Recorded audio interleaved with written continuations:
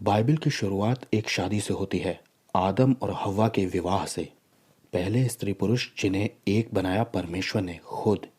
और जब बाइबल खत्म होने लगती है तब भी परमेश्वर ने एक शादी का जिक्र किया है, मेमने और उसकी दुल्हन यानी कि कलीसिया की शादी के विषय में। नए नियम में यीशु ने भी अपना पहला चमत्कार एक शादी में ही किया था। जानते हैं क्यों? क्योंकि परमेश्वर चाहते हैं कि हम शादी या विवाह की ओर ध्यान लगाए रखें। और इज़राइल में जो प्राचीन शादियां होती थी वो एक तरह का पैटर्न है जो कि नए नियम और पुराने नियम दोनों में दिया हुआ है। अगर आपने इसे समझ लिया तो आप रैप्चर की गुत्थी को सुलझा सकते हैं। यहूदी ग्रंथों में ये साफ तौर पर दिया है कि परमेश्वर ने इज़राइल से शादी की। ये बात तो इज़राइल का हर रब्बी जानता है। पुराना नियम सिर्फ परछाई है, लेकिन असली बात तो नए नियम में है। यहूदी शादियां दो हिस्सों में की जाती हैं आज भी, किदुशीन और निसुईम, जिसे हुपा भी कहते हैं। पहला हिस्सा किदुशीन, ये मंगनी की रस्म होती है, जैसे कि भारत में रोका किया जाता है उसी तरह से। दूसरा हिस्सा है निसुईम, जिसे हुपा भी कहते हैं। इसमें दुल्हन को उठा लाया जाता है अपनी कवरिंग के तले। जिससे शादी करनी है उसे सबसे पहले चुना जाता है। परमेश्वर ने पूरे विश्व में से इज़राइल पर मन लगाया और ये कहा कि पृथ्वी के समस्त कुलों में से मैंने तुझे चुन लिया है और तेरा कर्ता तेरा पति है। इसी तरह से परमेश्वर ने भी चुना अब्राहम को, फिर इसहाक को और फिर याकूब को, जो कि आगे चलकर इज़राइल कहलाया, जिसके साथ परमेश्वर ने अपनी वाचा बांधी, एक अग्रीमेंट किया, जिसे कि हम कैतूबा कहते हैं। कैतूबा में पति ये प्रतिज्ञा करता है कि मैं सुरक्षा दूंगा और पत्नी विश्वास योग्य रहने की प्रतिज्ञा करती है। इज़राइल के लिए कैतूबा का काम किया था 10 हुक्म ने और व्यवस्था ने, जो कि मूसा लेकर के आया था सिनै पहाड़ से। इसी के बाद इज़राइल ने कहा कि जो हमारा परमेश्वर कहेगा हम उसे करेंगे। और कतूबा साइन करने के बाद दुल्हन को पवित्र रहना होता है। इसीलिए परमेश्वर ने बार बार कहा कि मैं पवित्र हूँ, इसलिए तुम भी पवित्र रहो। और उसके बाद मूसा ने उसे लहू छिड़क कर सील किया। और इसके बाद मूसा और हारून समेत 70 पुरनिये ऊपर चले गए। उन्होंने परमेश्वर का दर्शन किया। ये रैप्चर की तस्वीर है और लिखा है इसके बाद उन्होंने वहाँ खाया पिया। ये विवाह के बाद का वो भोज माना जाता है जिसमें कि दूल्हा दुल्हन निकल कर आते हैं और सब लोगों से मिलते हैं। इस तरह से परमेश्वर ने इज़राइल को अपनी पत्नी बनाया। अब आइए हम देखते हैं प्राचीन यहूदी विवाह कैसे हुआ करते थे। प्राचीन यहूदी विवाह में सबसे पहले लड़का अपने लिए लड़की चुनता है, और या तो ये काम उसका पिता भी कर सकता है। और ये दोनों ही तस्वीरें हमें बाइबल में दिखाई भी पड़ती हैं।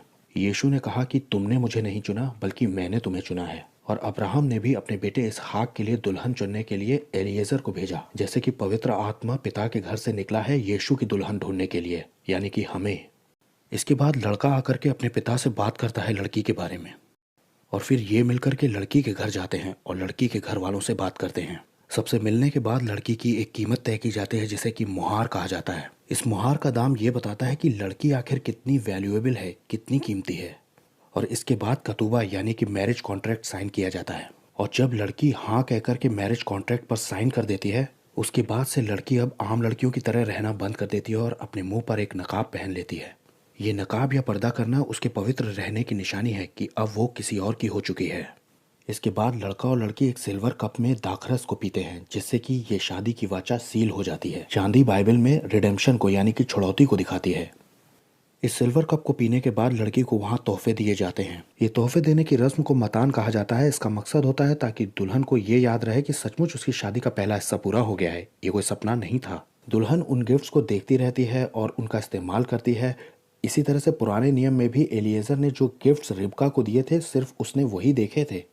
आखिर में चलने से पहले लड़का और लड़की को थोड़ा सा समय दिया जाता है, और इसमें लड़का एक बात कहता है, मैं अपने पिता के घर जा रहा हूँ और वहाँ जाकर के मैं तुम्हारे लिए एक जगह तैयार करूँगा।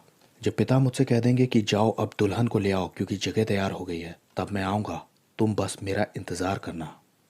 ऐसा बोलकर दूल्हा तो चला जाता है, लेकिन दुल्हन इंतज़ार करना शुरू कर देती है।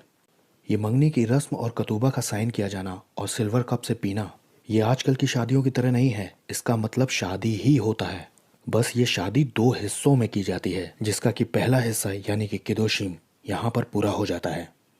इसके बाद लड़की को एक स्नान करना होता है, जिसे कि मिक्वा कहते हैं। ये एक तरह से यहूदियों का बपतिस्मा है। हर एक यहूदी लड़की को मंगनी के बाद ये मिक्वा स्नान लेना ही होता है। दोनों ही परिवारों में शादी की तैयारियां बहुत ज़ोरों शोरों से शुरू हो जाती हैं।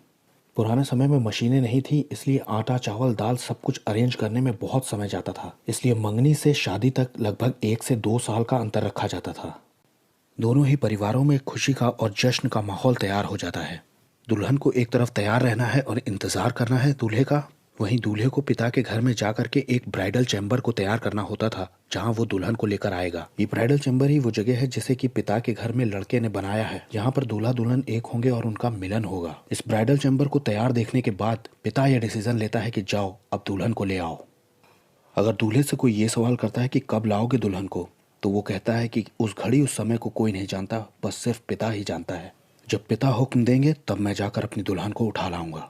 वहीं दुल्हन के घर वाले दुल्हन से कहते हैं कि वो आएगा ज़रूर, और वो चोरों की तरह आएगा, लिटरली वो तुम्हारा अपहरण करके ले जाएगा। कुछ हंसी ठिठोली करने वाली सहेलियां और कुछ गांव के लोग ये मजाक भी करते हैं कि वो नहीं आएगा। बाइबल में ऐसे लोगों को स्कॉफर्स कहा गया है। ये अंतिम दिनों में आएंगे और कहेंगे कि कहाँ गई उसके आने की प्रतिज्ञा, वो नहीं आएगा। लेकिन दुल्हन इन बातों पर कान नहीं लगाती, बल्कि वो हर रोज़ तैयार रहती है, क्योंकि वो बोल कर गया है कि तुम बस तैयार रहना और इंतज़ार करना, मैं ज़रूर आऊँगा। अब इस शादी का दूसरा हिस्सा शुरू होता है जिसे शिदुखीम या निसुईम कहते हैं, जिसे हुपा भी कहा जाता है। इसमें दूल्हा अपने पिता की आज्ञा पा करके दुल्हन को लेने के लिए निकल पड़ता है। इधर दुल्हन जो कि पहले से तैयार रहती है, वो जैसे ही शोफार का यानी तुरही का शब्द सुनती है, वो तुरंत अपने द्वार पर चली आती है।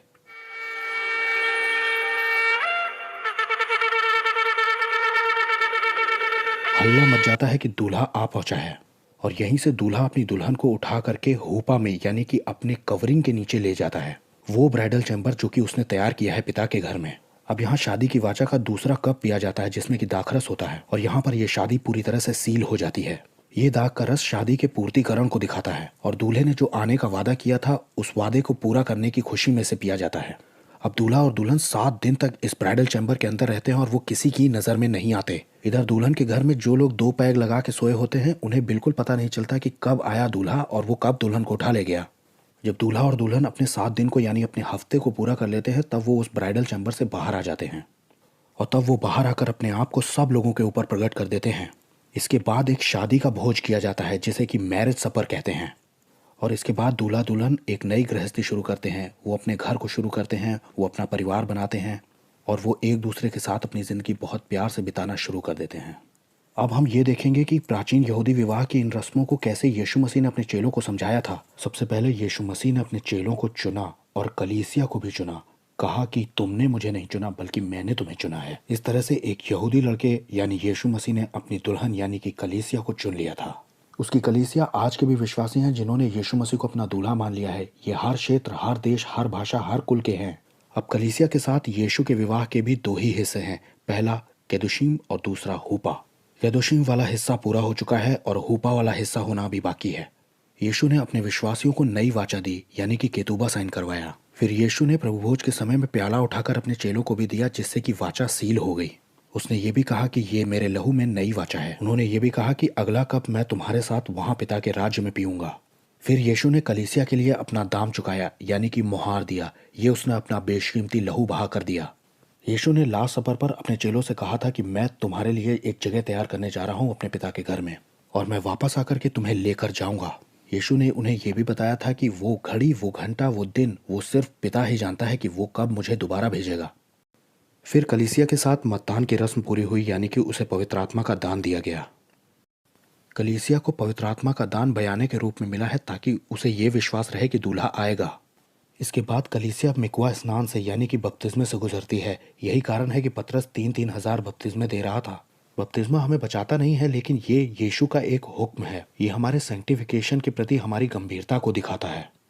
यीशु ने चेलों को यह भी जाहिर किया था कि वो रात में जैसे चोर आता है वैसे आएंगे। केदुशीम और हुपा के बीच में जो साल या 2 साल का अंतर लिया जाता है, उसे हम 1000 साल और 2000 साल से जोड़ सकते हैं। अब यीशु को गए हुए 2000 साल पूरे हो चुके हैं, और अब तो ठट्ठा करने वाले भी दिखाई पड़ने लगे हैं जो कहते हैं कि उसके आने की प्रतिज्ञा कहाँ गई। अचानक से एक दिन तुरही फूकी जाएगी और एक पवित्र सभा उसके सम्मुख इकट्ठी हो जाएगी, और यीशु बादलों पे अपनी कलीसिया से मिलेगा, और उसके बाद इस विवाह का शदुशीन यानी कि हुपा वाला हिस्सा पूरा होगा। विश्वासी जो उसकी दुल्हन है, ये 7 साल तक उसके ब्राइडल चैम्बर में रहेंगे, और उस वक्त पृथ्वी पर परमेश्वर के क्रोध के कटोरे उंडेले जा रहे होंगे। इसके आखिरी के 3.5 सालों को जेकब ट्रबल यानी कि याकूब के संकट का समय कहा गया है। जब यीशु का कलीसिया का हफ्ता यानी कि 7 वर्ष पूरे हो जाएंगे, तब वो अपनी कलीसिया को लेकर के बाहर निकलेंगे, और तब वो जैतून के पहाड़ पर पांव टेकेंगे, जिससे कि वो फटकर 2 टुकड़े हो जाएगा।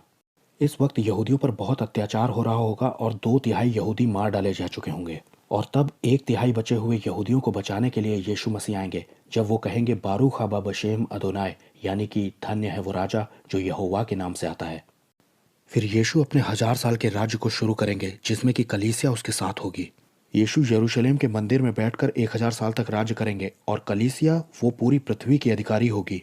अब हम इस वीडियो के सबसे ज़रूरी हिस्से में आ गए हैं। हम पौलुस के बारे में बात करेंगे। पौलुस के पास इतने प्रकाशन यानी रेवलेशंस कहाँ से आए थे?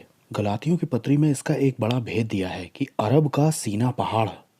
पौलुस ने यह बता दिया था कि सिनै पर्वत ये अरेबिया में है, जो कि अब कुछ अरसे से ढूंढ लिया गया है। यहाँ पर वो चोटी भी है जहाँ पर परमेश्वर मूसा से मिला था। यहाँ का ऊपरी पूरा हिस्सा काला है क्योंकि परमेश्वर आग के रूप में उतरा था। यहाँ पर वो चट्टान भी है जिस पर मूसा ने लाठी मारी थी। ये सचमुच अरब में ही पड़ता है। इससे पहले पौलुस ये बताता है कि मैं मांस और लहू से सलाह लेने के लिए जो मुझसे पहले प्रेरित थे उनके पास नहीं गया, बल्कि मैं अरब को चला गया। इसका मतलब यह है कि वो फ्लैश एंड ब्लड से नहीं बल्कि स्पिरिट से सलाह लेने गया था, और इसके लिए वो अरब के सीने पहाड़ पर गया था। अब जैसे मूसा पर परमेश्वर प्रकट हुआ था, वैसे ही पौलुस के ऊपर लगता है यीशु प्रकट हुए थे। तभी उसे रैप्चर के बारे में इतने साफ तौर से पता था। इसीलिए उसने अपने पत्र में कलीसिया के विषय में यह कहा है कि मैंने एक ही पुरुष से तुम्हारी बात लगाई है ताकि तुम्हें पवित्र कुंवारी करके उसे सौंप दूं। पौलुस भी प्राचीन यहूदी विवाह की प्रथाओं को लेकर ही बात कर रहा है। पहला थिस्सलुनीकियों चौथे अध्याय के 16 से 18 पद में ऐसा दिया है, क्योंकि प्रभु आप ही स्वर्ग से उतरेगा, उस समय ललकार और प्रधान दूत का शब्द सुनाई देगा और परमेश्वर की तुरही फूकी जाएगी। जो मसीह में मरे हैं वे पहले जी उठेंगे, पर हम जो जीवित हैं वे बचे रहेंगे, उनके साथ बादलों पर उठा लिए जाएंगे कि हवा में प्रभु से मिले। और 18वें पद में दिया है कि इस प्रकार इन बातों से एक दूसरे को शांति दिया करो। ये हमारी उम्मीद है कि हम इन बातों से एक दूसरे को शांति दिया करें कि हम बच निकलेंगे। और फिर 5वें अध्याय में दिया है कि सारे संसार पर वो विनाश ऐसे आ पड़ेगा जैसे गर्भवती के ऊपर पीड़ा अचानक से आ पड़ती है, और वे किसी रीति से ना बचेंगे। पौलुस हमें कह रहा है कि हमारे पास उम्मीद है लेकिन वो नहीं बच सकेंगे। अब कंफ्यूजन कुछ इन पदों से शुरू होती है। उस समय वो अपने दूतों को भेजकर पृथ्वी के इस छोर से आकाश के उस छोर तक सारे दिशाओं से अपने चुने हुओं को इकट्ठा करेगा। दरअसल लोग इसे रैप्चर समझ लेते हैं, जबकि इससे ऊपर की आयतों में साफ दिया है कि सूरज अंधेरा हो जाएगा, चांद प्रकाश नहीं देगा, तारागण गिरने लगेंगे, और तब लोग मनुष्य के पुत्र को बड़ी सामर्थ और महिमा के साथ बादलों पर आते हुए देखेंगे। ये द्वितीय आगमन की बात हो रही है, ना कि रैप्चर की। 20वीं आयत से ये पता चल जाता है कि ये चुने हुए कौन है। यदि प्रभु उन दिनों को ना घटाता तो कोई प्राणी ना बचता, परंतु उन चुने हुए के कारण जिनको उसने चुना है उन दिनों को घटाया जाएगा। दरअसल ये चुने हुए इजरायली तो हैं ही साथ वो 1,44,000 यहूदियों ने जो प्रीचिंग की थी उसके द्वारा जो बचाए गए लोग हैं, जो मारे मारे फिर रहे होंगे, ये वो भी हैं। क्योंकि बाइबल बताती है कि यीशु मसीह के द्वितीय आगमन के फौरन बाद भेड़ों और बकरियों का न्याय होगा। उसमें गेहूं और भूसी को अलग किया जाएगा और ये स्वर्गदूत करेंगे। ये शुरुआत के 3.5 साल में 1,44,000 यहूदियों ने जो प्रीचिंग की है उनकी कटनी के रूप में इन चुने हुओं को दिखाया गया है। सोचिए, एक यहूदी पौलुस ने क्या किया। जब 1,44,000 यहूदी प्रचार कार्य करेंगे तब क्या होगा। अब प्रभु के ब्राइडल चैम्बर यानी हुपा के नीचे हमको 7 दिन यानी कि 7 साल तक वहां रहना ही रहना है, वरना जो संसार के ऊपर 7 साल आने वाले हैं और जो 3.5 साल याकूब के संकट के समय हैं, इसके लिए हमें कलीसिया को इन समयों के बीच में रखना पड़ेगा, जो कि मिड ट्रिब के लोग मानते हैं कि सताव झेलने के बाद बीच में कहीं कलीसिया को उठाया जाएगा। लेकिन प्राचीन यहूदी विवाह यही बताता है कि 7 दिन तक दूल्हा दुल्हन किसी को दिखाई नहीं पड़ते हैं, वो उसके बाद ही बाहर आते हैं। और फिर पौलुस ये न कहता कि हम बादलों पर उठा लिए जाएंगे, प्रभु से हवा में मिलेंगे और इन बातों से एक दूसरे को शांति दिया करो। पौलुस को फिर ये कहना चाहिए था कि कलीसिया तुम भी सताव झेलने के लिए तैयार रहो, तुम्हारे लिए भी कोई उम्मीद नहीं। रैप्चर की टीचिंग लोगों के अंदर पवित्रताई से चलने की इच्छा को उत्पन्न करती है। प्रकाशित वाक्य में 2 औरतों का जिक्र है, एक वैश्य है और एक प्रभु की दुल्हन है। जो लोग संसार के साथ दूषित नहीं होते, ऐसी पवित्र पाक और बेदाग बेझुर्री कलीसिया को लेने के लिए यीशु आ रहे हैं, और यही हमारी धन्य आशा है।